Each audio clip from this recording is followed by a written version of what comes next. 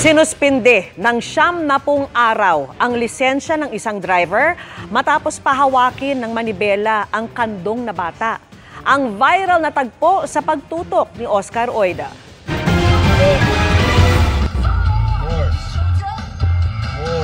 Batang musmos ang may hawak sa manibela ng kotseng ito sa videong ipinost ng Department of Transportation. Ang bata tila tinuturuang magmaniobra habang nakakandong sa lalaking nasa driver seat.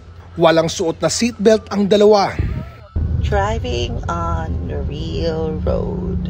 Nangyari yan sa isang kalsada sa Butuan City.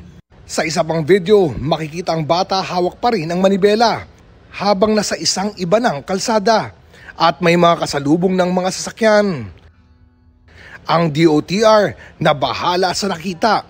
Kaya ang driver na nakuhanan sa viral video, suspendido ng 70 araw ang lisensya. Pinapatawag na rin siya ng DOTR sa Miyerkules, pati na ang rehistradong may-ari ng sasakyan para pagpaliwanagin. Yan po ay kasama sa aking kautusan sa Memorandum Circular. Yung mga sasakyan na pribado na hindi naman saklaw ng executive order o yung JAW ng LTO na may blinker, wangwang, huliin po nila. Lubha umano itong mapanganib di lang para sa mga nasasakyan, kundi pati na rin sa mga taong maaring madamay kung ito'y maaksidente. Hindi itong unang pagkakataon na may pinapanagot ang LTO sa kaparehang pagkakamali.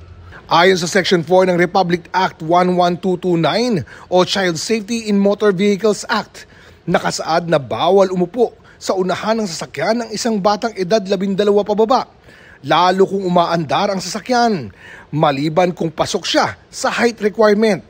Sa guidelines din ng LTO, nakaupo dapat ang mga bata sa child restraint system o booster seat na akma sa kanilang edad.